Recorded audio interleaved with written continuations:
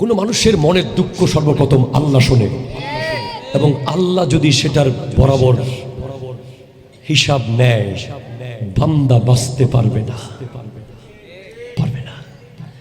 আল্লাহ কিয়ামতের মাঠে পাওয়ার দেবে। তোর জায়গা নিয়েছিল, তোর সাথে আমি আছি, কি করবি কর। ওই দিন তো ওর সাথে নেতা ছিল, যেদিন তোর জায়গা দখল করতেছে তখন তার সাথে এদিকে 10 জন এদিকে 10 জন ছিল। আজকে তোর সাথে আমি আল্লাহ আছি। আল্লাহ কি লাগবে নিয়ে নে, কি নিতে পারবেন আপনি? তখন বলবেন যে জায়গা লাগলে আরো নিতে বলেন আমাকে, তার নামাজগুলো দিয়ে ফেলতে বলেন, তার সারা জীবনের নেক আমল 1 মিনিটে চলে যাবে। 1 মিনিটে যেগুলো সে 50 বছরে অর্জন করেছে, 1 ইঞ্চি জায়গার কারণে 50 বছরের নেক আমল 50 সেকেন্ডে ব্যাংকের অ্যাকাউন্টের টাকা যেভাবে ট্রান্সফার হয়ে যায় সেভাবে ট্রান্সফার হয়ে যায়। মন চাইলে দখল করেন, আর যাদের দখল করতেন তারা কি খুশি না বেজার? যাদের জায়গা দখল হয়ে গেছে তারা খুশি না বেজার? আরো জোরে বলেন। ঈদ করেন ভাই, ঈদ করেন। আমি তো খুশি, আমার জায়গা যদি কেউ দখল করে নেয় আমি তাকে সালাম জানাই, 3 বার তাকে খুশি মনে বলবো, ভাই এই জায়গাটা আমার, পারলে দিয়ে দেন। 3 বার বলবো, এরপরে আমি তাকে কলু সালামা, সালাম দিয়ে চলে যাব। জায়গা আমি পেয়ে যাব, যা দখল করেছে তার চেয়ে 1 কোটি গুণ বেশি পাবো। আর ওখানে পাবো যেখানে আমার খুব দরকার হবে, খুব দরকার হবে। এখানে জায়গা না দিলে কি বা হবে? ওই আপনার দেওয়ানহাট ব্রিজের নিচে কত মানুষ ঘুমায়, ওই সিআরবির পাহাড়ের দেয়ালে দেয়ালে কত মানুষ ঘুমায়, ওই রাস্তার মোড়ে মোড়ে কত মানুষ ঘুমায়। তারাও রাত্রে ঘুমায়, আমরাও রাত্রে ঘুমাই। আমাদের মাথায় হয়তো পাক্কা ছাদ, ওদের মাথায় আল্লাহর আসমান আছে। ঘুম আমাদের চেয়ে ওদেরটা ভালোই হচ্ছে। জায়গা যত বেশি ঘুম তত কম, জায়গা যত বেশি ঘুম তত কম, ফ্ল্যাট যত বেশি ঘুম তত কম, টাকা যত বেশি ঘুম তত কম, টাকা যত কম ঘুম তত বেশি, জায়গা যত কম ঘুম তত বেশি, ফ্ল্যাট যত কম ঘুম তত বেশি। জায়গার মালিকের কাছে সুখ আছে, শান্তি নাই। টাকার মালিকের কাছে সুখ আছে, শান্তি নাই। বাড়ির মালিকের কাছে সুখ আছে, শান্তি নাই। রিক্সাওয়ালার কাছে সুখ নাই, শান্তি আছে। ঠিক কিনা কথা বলেন না? রাস্তার মোড়ে দাঁড়িয়ে থাকা ওই পাইলে খাই না পাইলে নাই, সুখ নাই, শান্তি আছে। গাড়ি হলো সুখ, বাড়ি হলো সুখ, টাকা হলো সুখ, আর শুইলেই ঘুম। কথা কয় না? জাস্ট চোখ বন্ধ করলেই রাজ্যের ঘুম, ওরে নাক ডাকা। কথা জোরে বলেন, ঠিক কিনা? কোন জিওনিল বা টেনিল লাগে না, আছে না ঘুমের ওষুধ, আছে না ঘুমের ওষুধ? ওই যে জায়গা দখল করেছে আপনার, দেখেন ঘুম হচ্ছে না, ঠিক কিনা? কথা জোরে বলেন। তার ঘুম হচ্ছে, জায়গা ঘুম আনতে পারে না রে ভাই। ফ্ল্যাট বাড়ি ঘুম আনতে পারে না, ব্যাংকের টাকা ঘুম আনতে পারে না। ঘুম আনতে পারে সততা, ঘুম আনতে পারে নিষ্ঠা, ঘুম আনতে পারে আদব, ঘুম আনতে পারে মোহাব্বত, ঘুম আনতে পারে নীতি, নীতি, নীতি। ঠিক কিনা কথা বলেন? আল্লাহু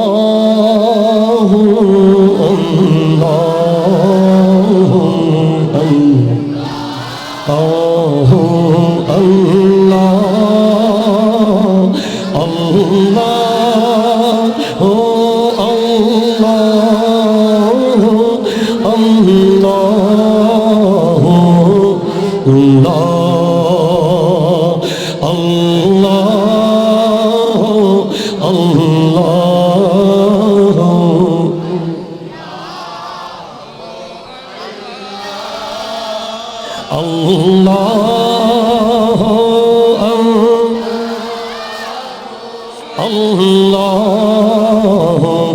Allah, الصبح بدا من طلعته والليل الدجى من وفرته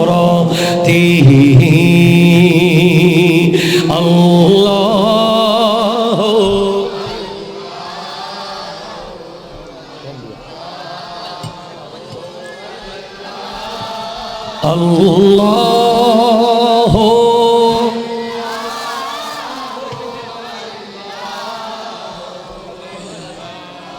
كنز الكرم مولى النعم هذه الأمم لشريعته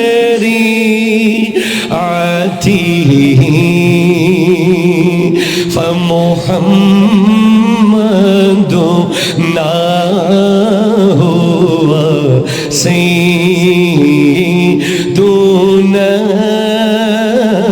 فالعز لنا لإجابته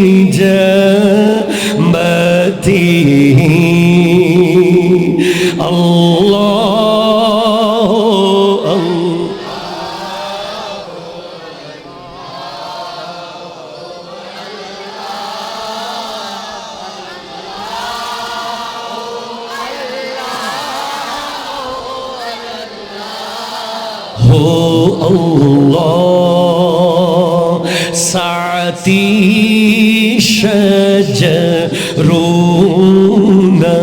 طاق الحجر شق القمر بإشارته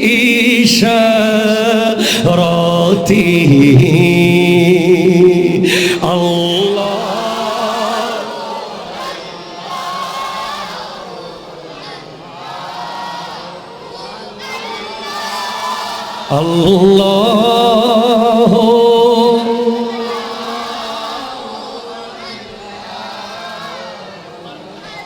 চিৎকার দিয়ে বলেন মারহাবা।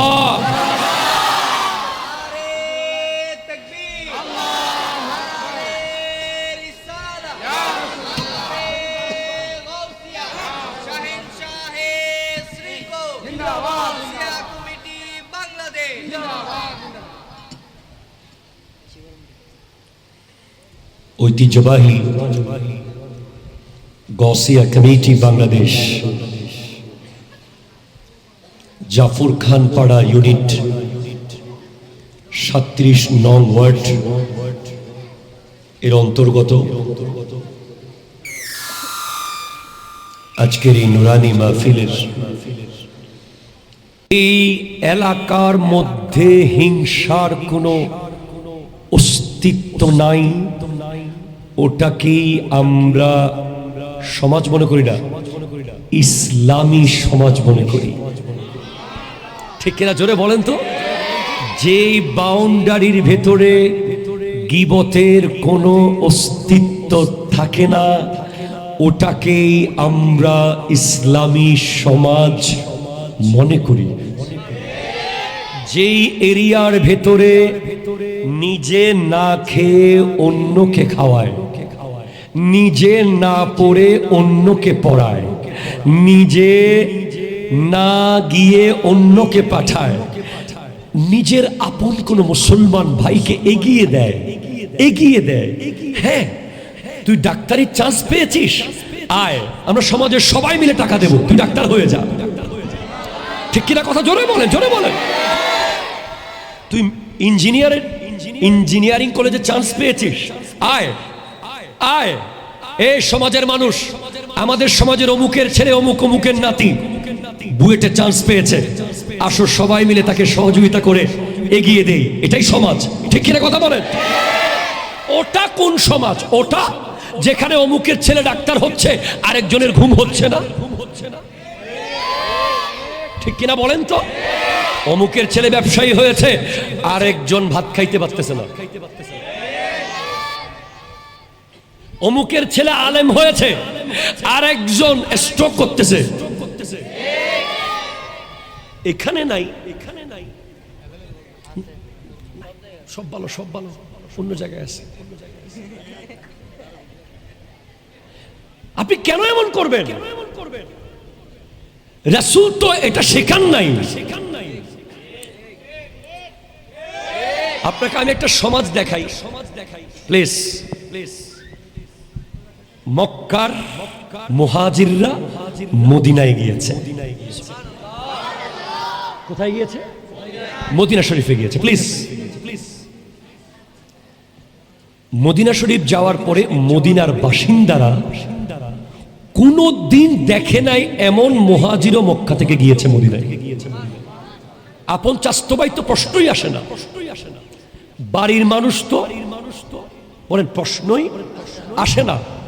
এলাকার মানুষ না, সমাজের মানুষ না। মক্কা থেকে মদিনা 400 কিলোমিটার দূর। 400 কিলোমিটার রাস্তা পার করে যারা মদিনাতুল মুনাওয়ারায় গিয়েছে, তাদেরকে মদিনার মানুষ রিসিভ করেছে কিভাবে? যার 2টা বিবি ছিল, একটা তালাক দিয়ে মক্কার মুহাজিরকে শাদী করে দিয়েছে। যার 2টা ঘর ছিল, একটা ঘর কোনো টাকা পয়সা ছাড়া, কোনো কিছু ছাড়া লিখে দিয়ে দিয়েছে, ভাই তোমার এটা। যার 2টা প্লেট ছিল, একটা দিয়ে দিয়েছে। যার 2টা পেয়ালা ছিল, একটা দিয়ে দিয়েছে। যার 2টা বিছানা ছিল, একটা দিয়ে দিয়েছে। শুধু তাই না, আমার নবী একজন মুহাজির, একজন আনসার, একজন মক্কি, একজন মাদানী, দুজন দুজন দুজন দুজন করে ভাই বানিয়ে দিয়েছেন। সেদিনের পর থেকে আজকের দিন পর্যন্ত পৃথিবীর কোন ইতিহাস বলতে পারবে না যে ওখানে কেউ কাউকে হিংসা করেছে, কেউ কারো জায়গা দখল করেছে, কেউ কাউকে ছোট করে নিজে বড় হতে চেয়েছে। না, এমন হয়নি। বরং কি হয়েছে জিজ্ঞেস করেন, কি হয়েছে? আমাকে জিজ্ঞেস করেন কি হয়েছে? আমি আপনাকে বলছি কি হয়েছে, শোনেন। আমাদের সমাজে হিংসার কারণে আরেকজনের ঘরে যদি রোগী মারাও যায়, আরেকজন গিয়ে দেখতেও যায় না। হিংসার কারণে শুধু প্রশংসা করতে হবে বলে আরেকজনের ছেলে পরীক্ষায় ভালো রেজাল্ট করলে না শোনার ভান করে চলে যায়। রাস্তায় কোনো অসহায় মানুষ পড়ে থাকলে বর্তমান পৃথিবী কি বলে? আমার কি দরকার, আমার কি দরকার। অথচ হযরত ওমর ফারুক আযম রাদিয়াল্লাহু তাআলা বলে, এক মুসাফির রাস্তা দিয়ে যাওয়ার সময় এক জায়গায় দাঁড়িয়ে তার ওট বেঁধে বিশ্রাম করছিল। আমি 2টা ঘটনা বলবো, আপনাদের পুরো সমাজ পাল্টে যাবে যদি বুঝতে পারেন। ইকো ফ্ল্যাট লো। ওই মুসাফির এর ওট বাগানে ঢুকে মদিনার এক বাসিন্দার বাগান নষ্ট করে ফেলেছে। ওই বাসিন্দা, মদিনার বাসিন্দা, ওটটাকে পাথর দিয়ে বাড়ি মেরে ফেলেছে। পরে ওটের মালিক ওই মুসাফির যে সে তো ওটকে মেরে ফেলেছে। এখন ওই মুসাফিরের ওটকে মদিনার বাসিন্দা মেরে ফেলেছে। মুসাফির গিয়ে ওই ব্যক্তিকে ইট দিয়ে বাড়ি দিয়ে মেরে ফেলেছে। আমার ওট মেরেছো, আমি তোমাকে মেরেছি। হযরত ওমরের কাছে বিচার গেছে। এখন ওই মুসাফিরকে কেউ চিনে না, সে তো যাচ্ছিল রাস্তা দিয়ে। হযরত ওমর বলছেন, তোমার শাস্তি হলো কিসাস, তোমাকে কতল করা হবে আগামী শুক্রবারে জুমার নামাজের পর। তখন ওই ব্যক্তি বলছে, আমাকে একটু সুযোগ দেন, বাড়ি থেকে একটু সবার থেকে বিদায় নিয়ে আসে। হযরত ওমর বলছেন রাদিয়াল্লাহু তাআলা, ঠিক আছে যেতে পারো, তবে তোমার পক্ষ থেকে একজন জামিন থাকতে হবে। তুমি যদি না আসো তাকে হত্যা করা হবে। আপনি ইসলাম খেয়াল করেন, কেউ তাকে চিনে না, কেউ তাকে চিনে না, কোনো আত্মীয় স্বজন তার নাই। এরপরেও হযরতে আবু যর গিফারি রাদিয়াল্লাহু তাআলা আনহু দাঁড়িয়ে বলছেন, আমি তার জামিন। একটু সাউন্ড বাড়ান, কমাবেন না প্লিজ। কোথায় সেই সমাজ, কোথায় এই সমাজ? আমরা কেমনে আরেকজনকে জেলে ঢুকিয়ে দিব সে চিন্তায় আছি, বাঁচানোর চিন্তায় নাই। ঠিক কিনা কথা জোরে বলেন? কেমনে আরেকজনকে লটকিয়ে দেব, আটকিয়ে দেব, চাকরিতে বাধা করে দেব। ইকুনা ফ্ল্যাটে ভয়েস বাড়বে। আমাদের সমাজে কি হয়, কেউ একটা চাকরি পাবে শুনলেই গাড়ি ভাড়া দিয়ে সেখানে গিয়ে বেটু দিয়ে আসে। কেউ বিয়ে করবে শুনলে গাড়ি ভাড়া দিয়ে ওই এলাকায় গিয়ে ওই ছেলের বিরুদ্ধে বলে আসে। অথচ আপনি দেখেন, এই লোককে কোনোদিন দেখে নাই মদিনার মানুষ। এক অজানা লোকের জিম্মাদারি আবু যর গিফারি নিয়ে নিয়েছে, বলে আমি দায়িত্ব। ওই লোক চলে গেছে। শুক্রবার জুমার টাইম হয়ে গেছে, সেই লোক আসে নাই। সবাই বলছে আবু যর গিফারিকে প্রস্তুত হতে বলো। হযরত ওমর চিঠি পাঠালেন, আজকে আবু যর গিফারিকে গর্দান কেটে ফেলা হবে ওই ব্যক্তির জায়গায়। জাস্ট গোটা মদিনা কান্না করছে। কিভাবে সম্ভব? এরকম বুজুর্গ নেককার আল্লাহওয়ালা একজন সাহাবী, যিনি কোনো দোষ করে নাই, ওনার গর্দান যাবে। জল্লাদ অন্য সময় বাঘের মতো তুলে নেয় তলোয়ার, আজকে জল্লাদের হাত কাঁপতেছে। আমি কিভাবে এই মানুষের গর্দান কাটবো? শেষ পর্যন্ত ইসলাম তার নিয়মে চলবে। হযরত ওমর তো যিনি ওই জাত যাকে আদালতের ন্যায় পরায়ণতার মূর্ত প্রতীক বলা হয়, যিনি ন্যায় বিচারের ব্যাপারে কোনো কম্প্রোমাইজ করেন নাই কোনোদিন, তিনি ন্যায় বিচার শিখেছেন আমার নবীর কাছে। একবার এক আরবের নারী চুরির দায়ে তার হাত কাটার সিদ্ধান্ত হয়েছে। সবাই এসে আমার নবীকে বলছে, ইয়া রাসূলুল্লাহ, আপনি একটু বলে দিলেই তার হাতটা সেভ হয়ে যাবে, তাকে আমরা ছেড়ে দেব। আমার নবী বলছেন, সেই নারীর জায়গায় যদি আমার মেয়ে ফাতেমাও হতো, আমি তার হাত কেটে ফেলতাম। উম্মে মখজুম, তোমরা তাকে, তার ব্যাপারে আমাকে সুপারিশ করতে বলছো? তার জায়গায় যদি আমার মেয়ে হতো, ফাতেমাতুজ জাহরা হলেও, আমিও তার হাত কেটে ফেলতাম। আমাকে তোমরা এই ধরনের কোনো সুপারিশ করতে বলবে না, অন্যায়ের সাথে আপোষ আমি করব না। হযরত ওমরের সিদ্ধান্ত পাল্টাবে না। উনি ওই ওমর যাকে দেখে শয়তান আরেক রাস্তায় হেঁটে যেত।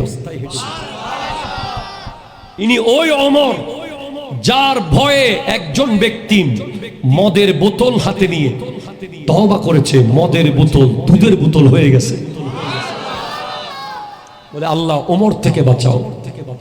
হযরত ওমর এসে যখন বোতলটাতে খপ করে ধরেছে, ওটার মদ নাই, দুধ হয়ে গেছে। তিনি বলছেন, গর্দান কেটে ফেলতে হবে, কিচ্ছু করার নাই।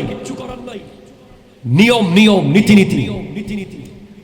পরে যেই মাত্র কোপ দেওয়া হবে আবু যর গিফারি রাদিয়াল্লাহু তাআলা আনহুর কাঁধে, ঠিক তখন দেখা যাচ্ছে একটা ঘোড়ার ঠক ঠক আওয়াজ, ধুলাবালি উড়া শুরু করেছে, প্রচন্ড জোরে ঘোড়া আসতেছে। হযরত ওমর বলে, দাঁড়াও, থামো। কেউ যেন আসতেছে মনে হচ্ছে। তখন দেখে ওই মুসাফির এসে গেছে। আপনি চিন্তা করতে পারবেন না ইসলাম কত সুন্দর। ওই মুসাফির আসার পরে বলে, হুজুর নতুন শাদী করেছি, বিবি কোনো মতে ছাড়ে না, মা ছাড়তে চায় না, কিন্তু আমাকে তো আসতেই হবে। হযরত ওমর বলেন, তুমি কেন চলে আসছো? তোমাকে তো কেউ চিনে না, তুমি না আসলে তো তোমাকে আমরা কোনোদিন খুঁজে পেতাম না।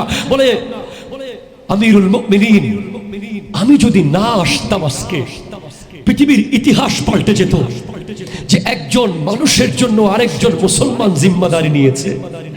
আমি যদি ফেরত না আসতাম এই পৃথিবীর কোনো মানুষ আর কারো জিম্মাদারি নিত না, ইতিহাস পাল্টে যেত। সেজন্য আমি গোটা পৃথিবীকে শিক্ষা দিতে এসেছি যে কোনো মুসলমান যখন আরেক মুসলমানের পক্ষে জিম্মাদারি নেবে তাকে আটকিয়ে দিয়ে চলে যাওয়া উচিত নয়। ঠিক কিনা কথা জোরে বলেন।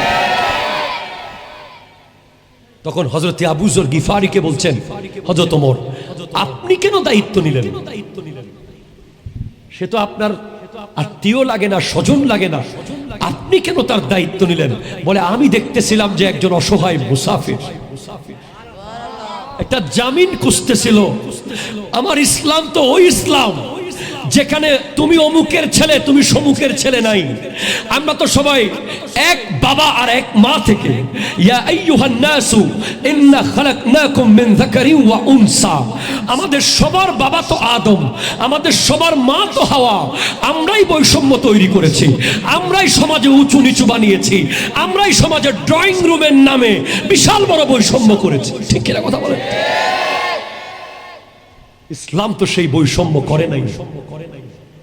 ইসলামে তো একজন রিকশাওয়ালা আর একজন ছয়তলা বাড়ির মালিক দুজনের মূল্য সমান।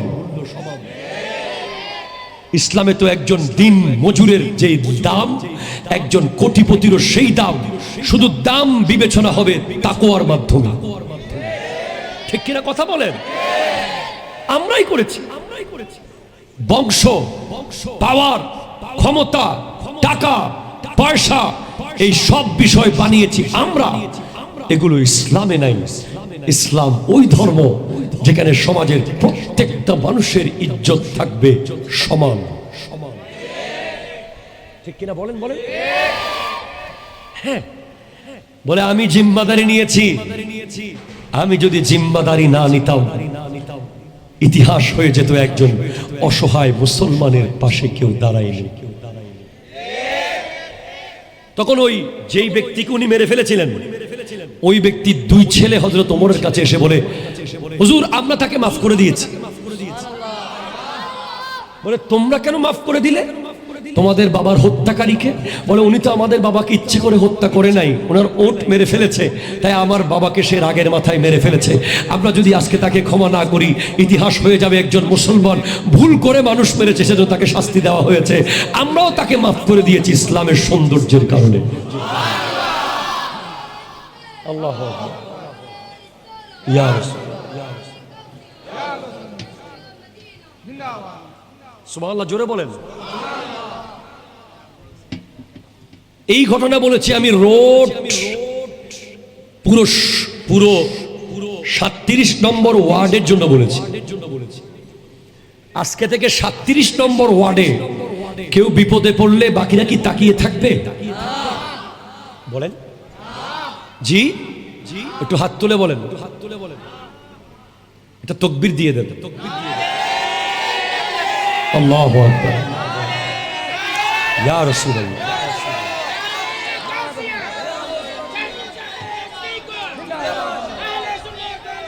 জিন্দাবাদ, জিন্দাবাদ।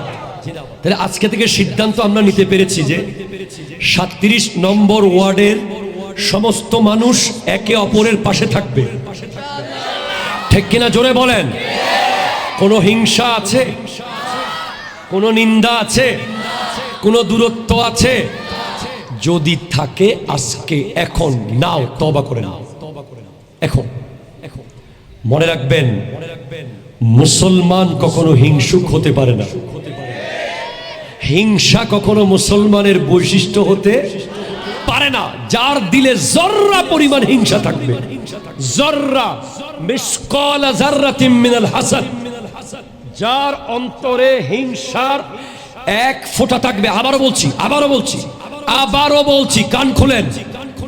যার অন্তরে কারো ব্যাপারে বিন্দু পরিমাণ হিংসা থাকবে, সে কখনো নবীজির দিদার পাবে না। পাবে না, না না না, পাবে না। অমুকের ছেলে ম্যাট্রিক পাস করেছে, আপনি ভাতের টেবিলে বসে বসে বলতেছেন, আরে ইন্টার পাস করবে না। ইন্টার পাস যখন করে ফেলেছে, বিশ্ববিদ্যালয়ে চান্স পাবে না। বিশ্ববিদ্যালয়ে টিকে গেছে, আরে বেটা চাকরি পাবে না। চাকরিও কিন্তু পেয়ে গেছে, বেতন কম।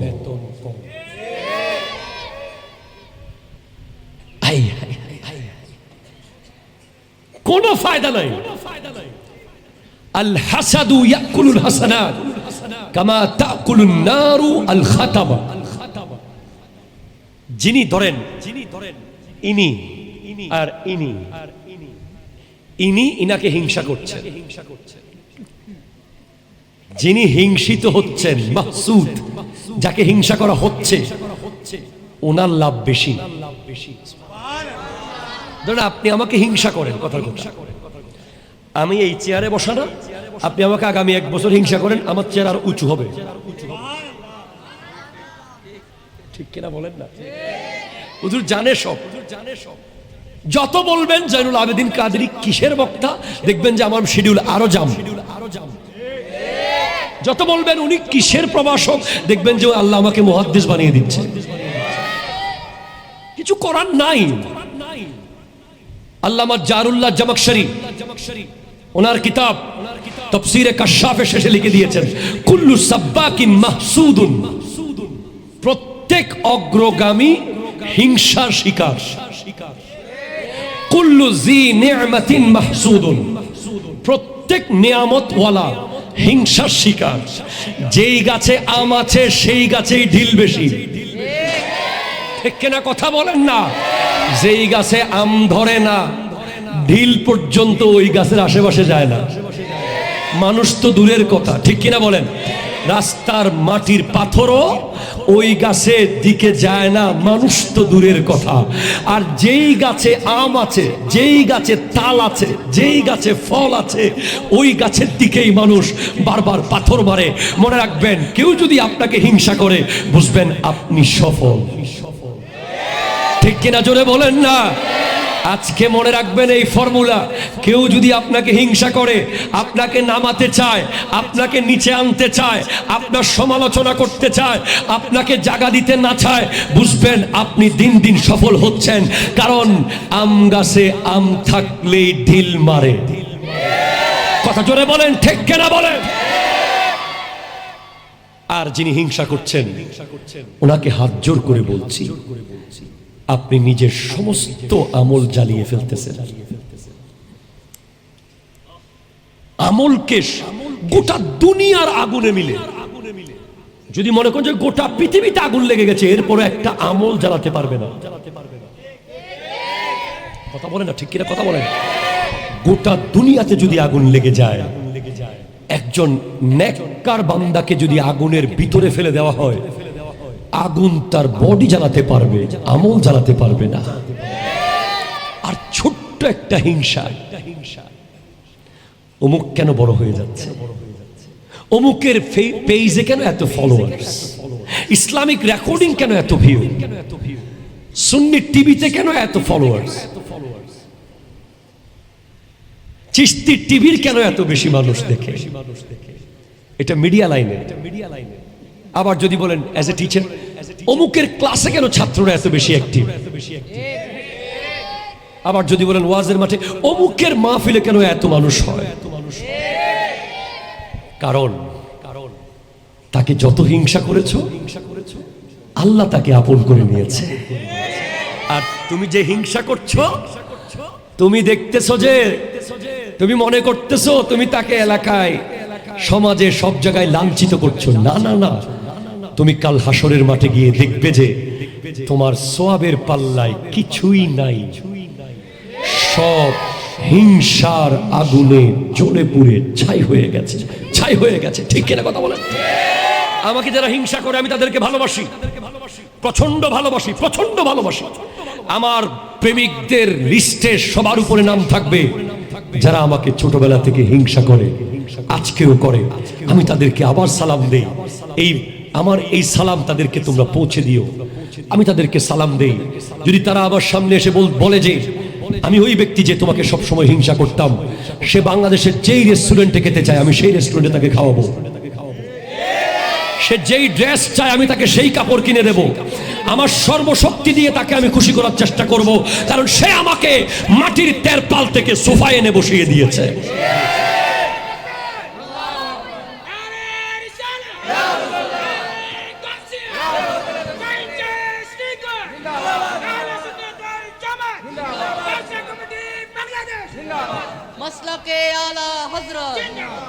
सुभान जोरे बोलें ना। एक दिल हमारा क्या है, आज़ार उसका कितना। एक दिल हमारा क्या है, आज़ार उसका कितना। तुमने तो चलते फिरते मुर्दे जिला दिए हैं, उनकी महक ने दिल के गुंचे खिला दिए हैं। जिस राह चल गए हैं कूचे बसा दिए हैं। अल्लाह अल्लाह अल्लाह।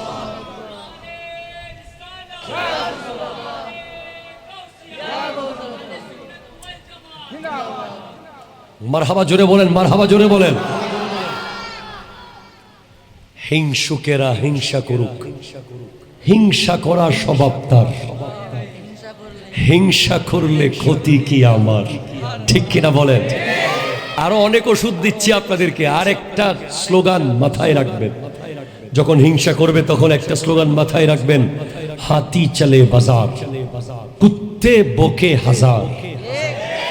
হাতি বাজারের দিকে যাবে, কুকুররা সবাই ঘেউ ঘেউ করবে, কিন্তু হাতির কানের জন্য সে কুকুর দেখে না। ঠিক কিনা কথা বল? হাতি এত উঁচুতে চলতেছে, নিচে কুকুর দেখার টাইম হাতির নাই। ঠিক কিনা কথা বল? আরো একটা সমাধান দিয়ে যায় 37 নম্বর ওয়ার্ডের মানুষকে, হিংসুক যারা তাদেরকে বলে দিয়েন, যত মানুষ আমাকে ভালোবাসে তাদেরকে সময় দেওয়ার টাইম আমি পাচ্ছি না, তোমাদেরকে নিয়ে মাথা ঘামানোর সুযোগ নাই। ঠিক কিনা কথা বল?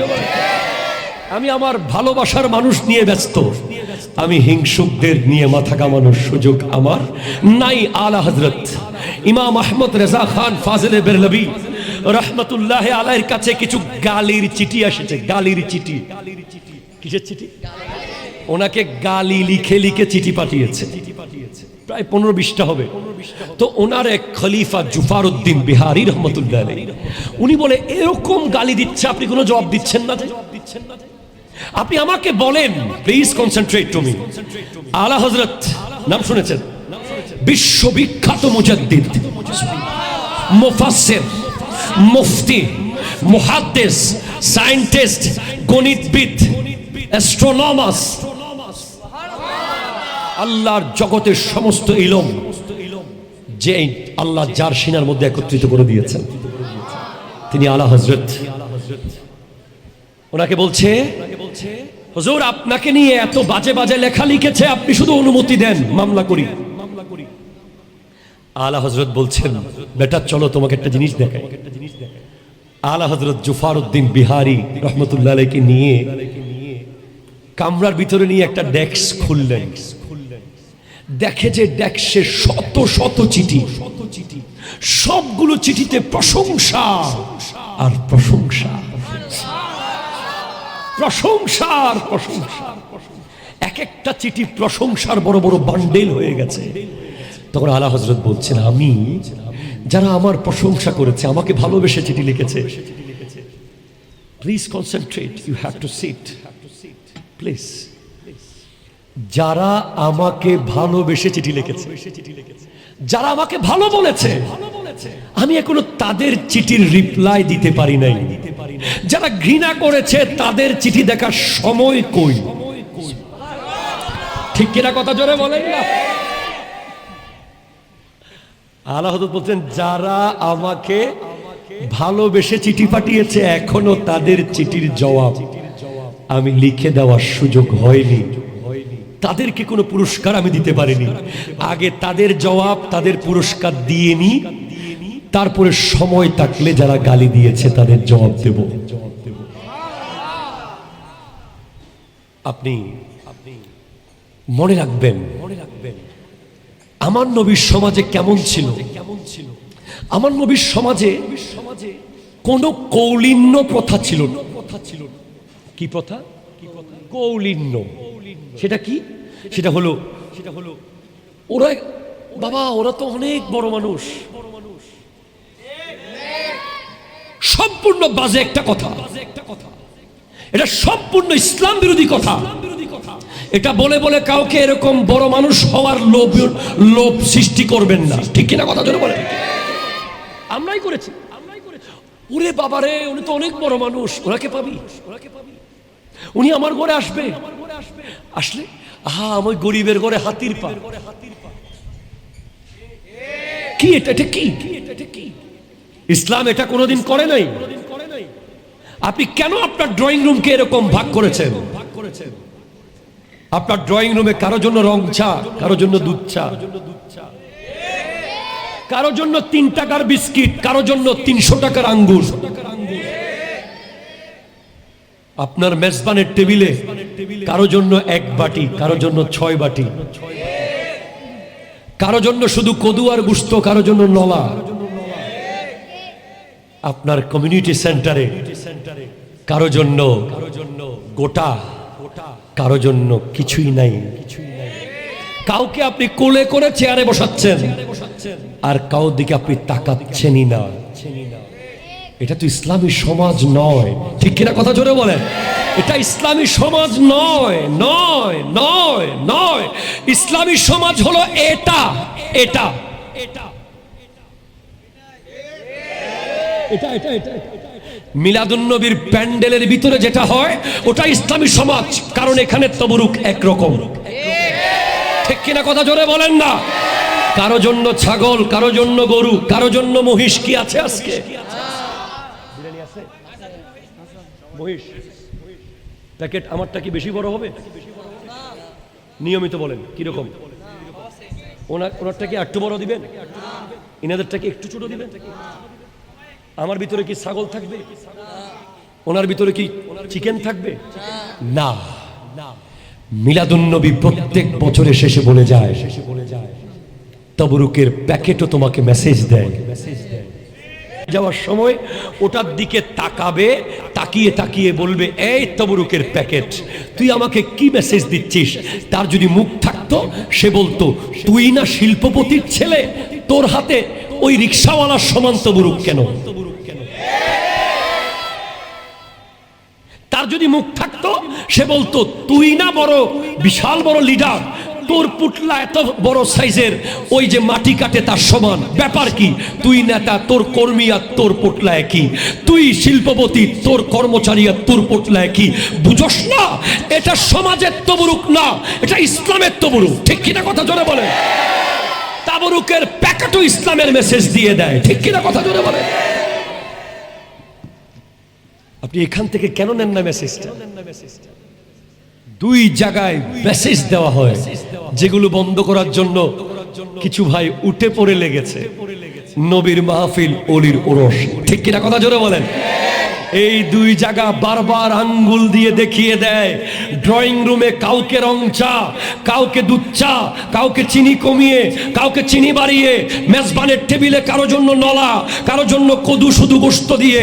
আবার আরেক জায়গায় বিয়ে বাড়িতে কারো জন্য দেশি মুরগি, কারো জন্য ফার্মের মুরগি। করিস না, করিস না, করিস না। ঠিক কিনা কথা জোরে বলেন? আমি দেব তোমাদেরকে, আমি যাব তোমাদের জন্য। আল্লাহ বুঝার তৌফিক দান করুন। দরুদ শরীফ, আল্লাহুম্মা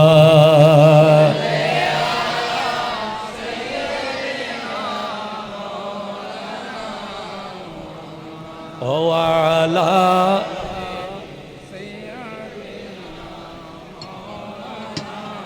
সুবহানাল্লাহ ওয়াল হামদুলিল্লাহ লা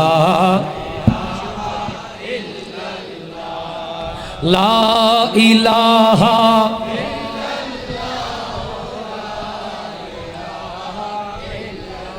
এটা জোরে বলেন তো সুবহানাল্লাহ। আমার নবীর সমাজ সংস্কার নিয়ে আজকে এখন থেকে আগামী 15 মিনিট খুব স্পেশাল কিছু আলোচনা হবে। এই ওয়াজ মাহফিলের সিস্টেম পাল্টে যাবে। এখন আপনাদের ভিতর থেকে একজন দাঁড়িয়ে বলবেন সমাজের কোন সমস্যাটা আপনি বেশি ফেস করছেন, ওটা নিয়ে ইসলাম কি বলে আমি বলে দেব। দাঁড়িয়ে বলতে হবে। জায়গা জমির সমস্যা কেমন সেটা? একজনের জায়গা একজন দখল করে ফেলছে। এক্সেলেন্ট, বসেন। ওয়াজ একটু ডিফারেন্ট হোক।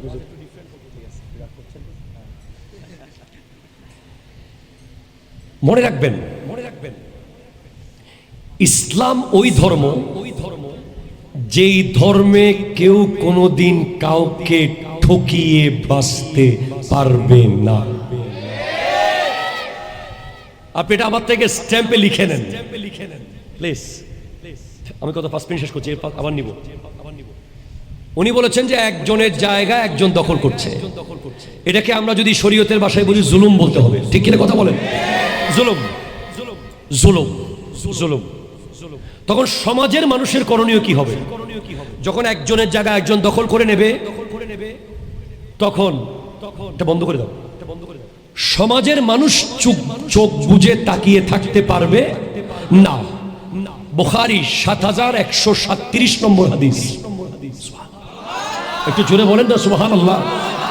৭১৩৭ নম্বর হাদিসে আছে নবী সাল্লাল্লাহু আলাইহি ওয়াসাল্লাম বলেছেন, আলা কুল্লুকুম রাইন ওয়া কুল্লুকুম মাসউলুন আন রাইয়াতিহি। তোমরা প্রত্যেকেই দায়িত্ববান এবং তোমাদের প্রত্যেককে দায়িত্বের ব্যাপারে কিয়ামতের মাঠে জিজ্ঞেস করা হবে, ঠিক কিনা কথা জোরে বলেন। তো সমাজের মানুষ যখন দেখবে যে একজন মানুষের ন্যায্য মূল্যের জায়গা, নিজের হক আরেকজন দখল করছে, তখন সে কি করবে? আমার নবী হাদিসে বলেছেন, উনসুর আখাকা জালিমান আও মাজলুমান। তোমার ভাই জালিম হলে তুমি তাকে সাহায্য করো, মজলুম হলে তুমি তাকে সাহায্য করো। ইয়া রাসূলুল্লাহ, জালিমকে কিভাবে সাহায্য করব? জালিম হলে তার বিরুদ্ধে দাঁড়িয়ে যাও, ঠিক কিনা কথা চলে বলে। জালিমের বিরুদ্ধে দাঁড়িয়ে যাওয়াই হলো জালিমকে সাহায্য করা, আর মজলুমের পক্ষে দাঁড়িয়ে যাওয়া হলো মজলুমকে সাহায্য করা, ঠিক কিনা? সমাজের একটা মানুষের জায়গা যদি কেউ নিয়ে 1 ইঞ্চি জায়গা, 1 ইঞ্চি, সেটা 7 স্তর। আপনার কাঁধের উপরে যদি আমি মাত্র 10 কেজি মাটি তুলে দিয়ে যদি আপনাকে আমি 1 ঘন্টা দাঁড়িয়ে থাকতে বলি, আপনি থাকতে পারবেন না। আর আপনারা যারা কারো জায়গা দখল করেছেন, বোনের জায়গা দখল করে ফ্ল্যাট বানিয়েছেন, বোনকে যারা 5 কেজি ওই রাজশাহীর হিমসাগর আমদিয়া 5টা সাইন নিয়ে নিছেন, যারা ভাইকে গায়ের জোরে এলাকা ছাড়া করে জায়গা দখল করেছেন, যদি 1 ইঞ্চি জায়গাও যদি জবর দখল করেছেন, এটা 7 তবক। কয় তবক? 7 স্তর জমি কাঁধের উপরে তুলে দেওয়া হবে। আর যার জায়গা দখল করেছে সে আজকে ঈদ করো, ঈদ করো, ঈদ করো, ঠিক কিনা কথা বলেন? যার জায়গা দখল করেছে তাকে ঈদ মুবারক, কথা কয় না? যার জায়গা দখল করে খেয়ে ফেলেছে তাকে বলি ঈদ মুবারক। কেন? কারণ সে বিজয় লাভ করেছে। যে দখল করেছে সে হেরে গেছে, হেরে গেছে, হেরে গেছে। সে কেমন হারা হেরেছে? শুধু জান কবজ হওয়ার দেরি, তারপর দেখে নেবে, ঠিক কিনা কথা বলেন? আর যার জায়গা দখল করে ফেলেছে সে জিতে গেছে, জিতে গেছে, জিতে গেছে। সে শুধু জান্নাতের গেইটে গিয়ে ভিতরে ঢোকার দেরি। কারণ এদের কাউকে তো অন্য কেউ বানায় নাই, বানিয়েছে আল্লাহ। কোন মানুষের মনের দুঃখ সর্বপ্রথম আল্লাহ শোনে, আল্লাহ শোনে, এবং আল্লাহ যদি সেটার বরাবর হিসাব নেয়, বান্দা বাঁচতে পারবে না, পারবে না। আল্লাহ কিয়ামতের মাঠে পাওয়ার দেবে। তোর জায়গা নিয়েছিল, তোর সাথে আমি আছি, কি করবি কর। ওই দিন তো ওর সাথে নেতা ছিল। যেদিন তোর জায়গা দখল করতেছে তখন তার সাথে এদিকে 10 জন, এদিকে 10 জন ছিল। আজকে তোর সাথে আমি আল্লাহ আছি, আল্লাহ। কি লাগবে নিয়ে নে, কি নিতে পারবেন আপনি? তখন বলবেন যে জায়গা লাগলে আরো নিতে বলেন আমাকে, তার নামাজগুলো দিয়ে ফেলতে বলেন, তার সারা জীবনের নেক আমল 1 মিনিটে চলে যাবে, 1 মিনিটে। যেগুলো সে 50 বছরে অর্জন করেছে, 1 ইঞ্চি জায়গার কারণে 50 বছরের নেক আমল 50 সেকেন্ডে ব্যাংকের অ্যাকাউন্টের টাকা যেভাবে ট্রান্সফার হয়ে যায় সেভাবে ট্রান্সফার হয়ে যায়। মন চাইলে দখল করেন, আর যাদের দখল করেন তারা কি খুশি না বেজার? যাদের জায়গা দখল হয়ে গেছে তারা খুশি না বেজার? আরো জোরে বলেন। ঈদ করেন ভাই, ঈদ করেন। আমি তো খুশি, আমি তো খুশি। আমার জায়গা যদি কেউ দখল করে নেয় আমি তাকে সালাম জানাই, 3 বার তাকে খুশি মনে বলবো, ভাই এই জায়গাটা আমার, পারলে দিয়ে দেন। 3 বার বলবো, এরপরে আমি তাকে কলু সালাম, সালাম দিয়ে চলে যাব। জায়গা আমি পেয়ে যাব, যা দখল করেছে তার চেয়ে 1 কোটি গুণ বেশি পাবো। আর ওখানে পাবো যেখানে আমার খুব দরকার হবে, খুব দরকার হবে। এখানে জায়গা না দিলে কি বা হবে? ওই আপনার দেওয়ানহাট ব্রিজের নিচে কত মানুষ ঘুমায়, ওই সিআরবির পাহাড়ের দেয়ালে দেয়ালে কত মানুষ ঘুমায়, ওই রাস্তার মোড়ে মোড়ে কত মানুষ ঘুমায়। তারাও রাত্রে ঘুমায়, আমরাও রাত্রে ঘুমাই। আমাদের মাথায় হয়তো পাক্কা ছাদ, ওদের মাথায় আল্লাহর আসমান আছে। ঘুম আমাদের চেয়ে ওদেরটা ভালোই হচ্ছে। জায়গা যত বেশি ঘুম তত কম, জায়গা যত বেশি ঘুম তত কম, ফ্ল্যাট যত বেশি ঘুম তত কম, টাকা যত বেশি ঘুম তত কম, টাকা যত কম ঘুম তত বেশি, জায়গা যত কম ঘুম তত বেশি, ফ্ল্যাট যত কম ঘুম তত বেশি। জায়গার মালিকের কাছে সুখ আছে, শান্তি নাই। টাকার মালিকের কাছে সুখ আছে, শান্তি নাই। বাড়ির মালিকের কাছে সুখ আছে, শান্তি নাই। রিক্সাওয়ালার কাছে সুখ নাই, শান্তি আছে। ঠিক কিনা কথা বলেন না? রাস্তার মোড়ে দাঁড়িয়ে থাকা ওই পাইলে খাই না পাইলে নাই, সুখ নাই, শান্তি আছে। গাড়ি হলো সুখ, বাড়ি হলো সুখ, টাকা হলো সুখ, আর শুইলেই ঘুম। কথা কয় না? জাস্ট চোখ বন্ধ করলেই রাজ্যের ঘুম, ওরে নাক ডাকা। কথা জোরে বলেন, ঠিক কিনা? কোন জিওনিল বা টেনিল লাগে না, আছে না ঘুমের ওষুধ, আছে না ঘুমের ওষুধ? ওই যে জায়গা দখল করেছে আপনার, দেখেন ঘুম হচ্ছে না, ঠিক কিনা? কথা জোরে বলেন।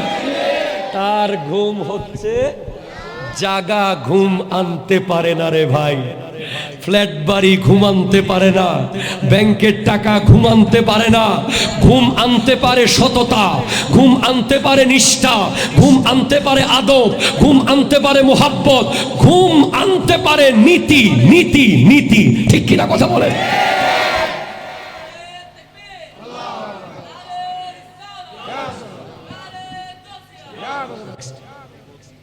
গীবত, একটু ভালো করে বলেন, দাঁড়িয়ে। কি সমস্যা? মাইকে বলেন, দাঁড়িয়ে বলেন, মাইকে শোনা যাক। মাইক দেন।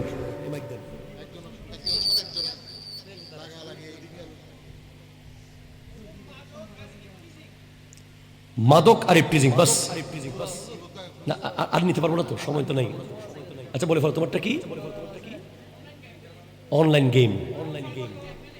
বাস, হারাম সম্পর্ক, মাদক, অনলাইন গেম। ঠিক আছে ঠিক আছে ঠিক আছে ঠিক আছে, জুয়া।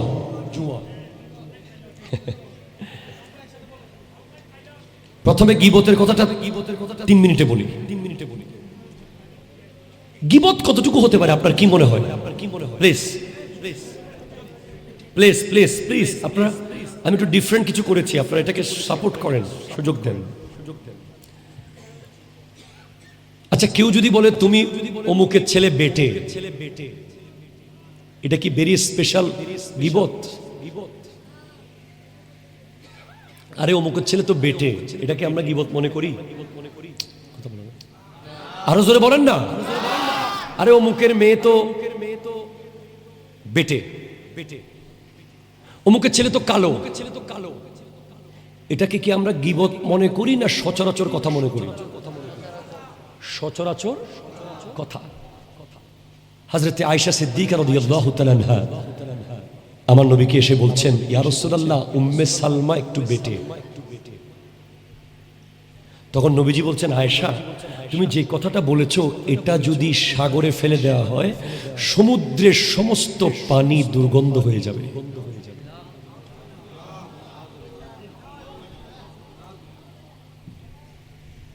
আপনাকে আমি বলছি,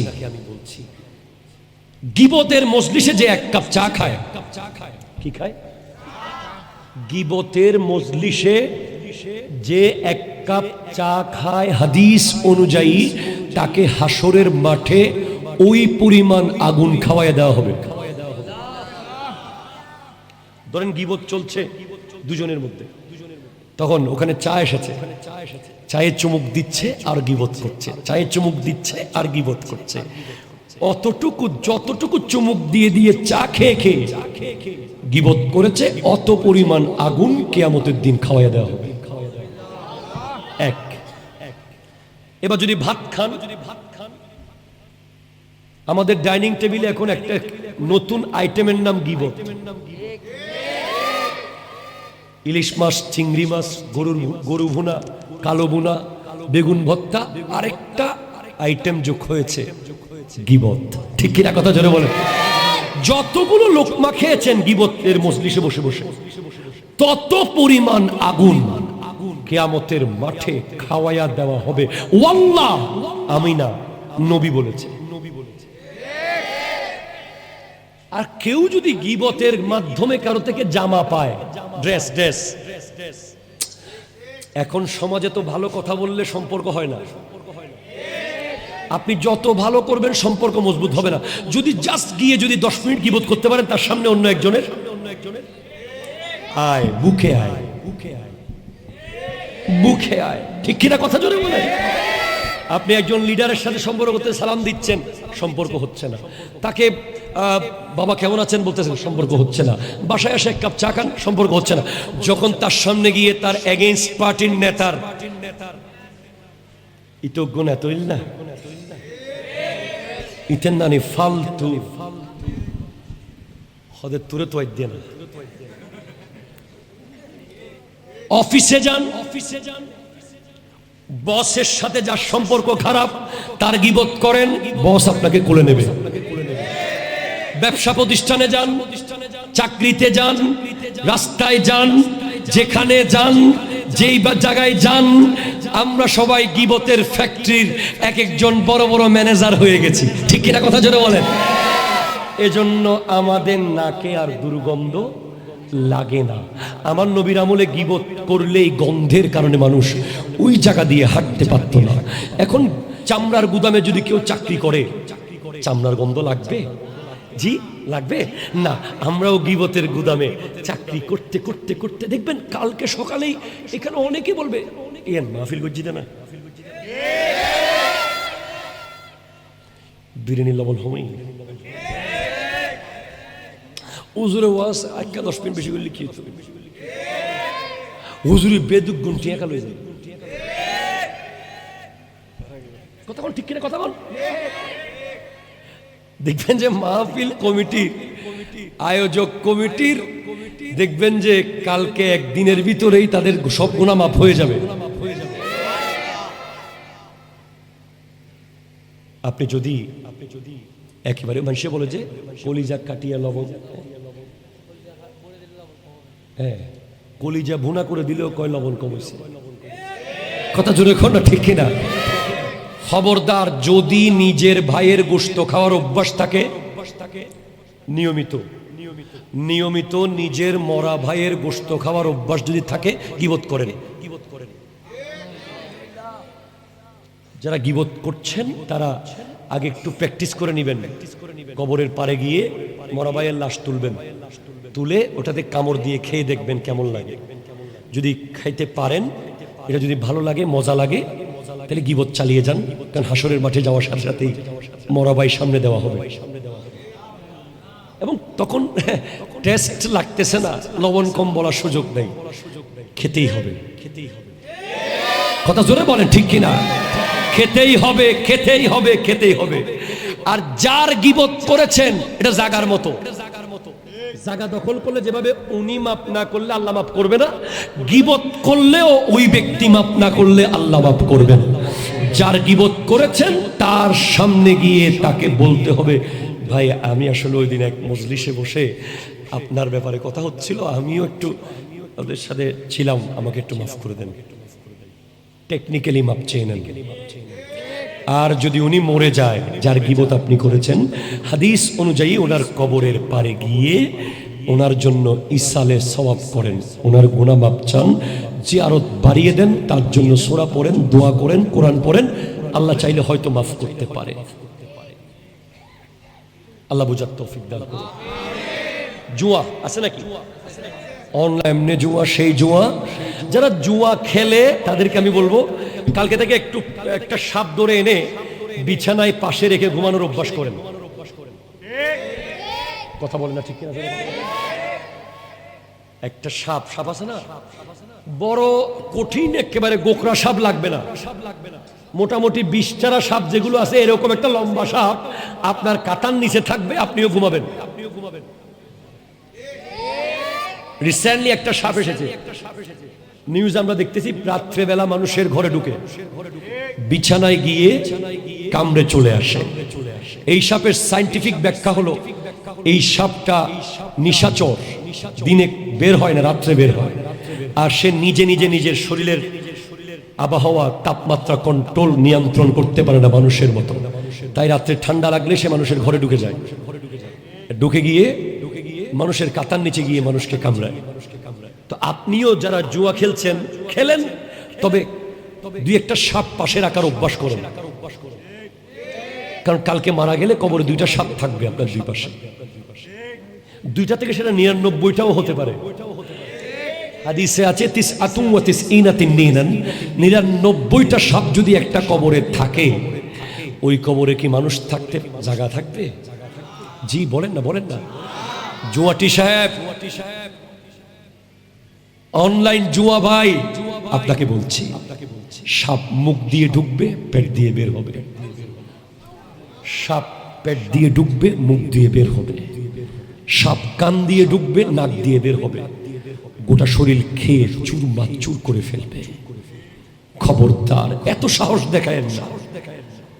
মোটর সাইকেল 80 থেকে 120-এ নিয়ে যান, এটা মেনে নিলাম, কিন্তু জুয়া খেলার মতো সাহস দেখায়েন না। এটা ডিরেক্ট কোরআন শরীফের বিরুদ্ধে আপনি যাচ্ছেন। ইন্নামাল খামরু ওয়াল মাইসিরু ওয়াল আনসাবু ওয়াল আজলামু রিজসুম মিন আমালিশ শাইতান ফাজতানিবুহু। নিশ্চয় মদ, জুয়া, মূর্তি পূজার বেদী, এগুলো একমাত্র শয়তানের কাজ, এগুলো থেকে দূরে যাও, অর্ডার দিয়েছেন আল্লাহ। ঠিক কিনা? কথা জোরে বলেন। এত সাহস দেখায়েন না, ছট করে পড়ে যাবেন, ছট করে জুয়ার আসরে মারা যাবেন। জুয়ার আসরে ঈমান তখন সাথে থাকবে না। জুয়াটি যখন জুয়া খেলে, ঈমান তার থেকে বের হয়ে অনেক দূরে গিয়ে দাঁড়িয়ে থাকে। কারণ ঈমান নূর, সেটা অন্ধকারে থাকে না। আল্লাহ বুঝার তৌফিক দান করুন। অনলাইন গেম যারা খেলছে তারা ইসরায়েলের হাতে টাকা দিচ্ছে। তাদের যদি মন চায় যে তারা ফিলিস্তিনের মতো পুরো মুসলিম বিশ্বকে মেরে ফেলতে চায়, তারা এখান থেকে গেম খেলে খেলে ইসরায়েলের পক্ষে যুদ্ধ করতে পারে। আপনি ফিলিস্তিন ফিলিস্তিন করছেন, ফিলিস্তিনের জন্য পতাকা উড়াচ্ছেন, ফিলিস্তিনের জন্য জীবন দিবেন বলতেছেন, অথচ আপনি কত বড় ব্যাককল, আপনি গেম খেলছেন কেন? ঠিক কিনা কথা জোরে বলেন না? আপনার প্রত্যেকটা গেমের একটা টাকা ওই ইহুদিদের কাছে চলে যাচ্ছে। সে এই টাকা দিয়ে মুসলমানের বিরুদ্ধে অস্ত্র কিনতেছে। আপনি গেম কিভাবে খেলেন? এই সময় আপনি পান কোথায়? আপনি সিদ্দিক আকবরের চেয়ে বড়।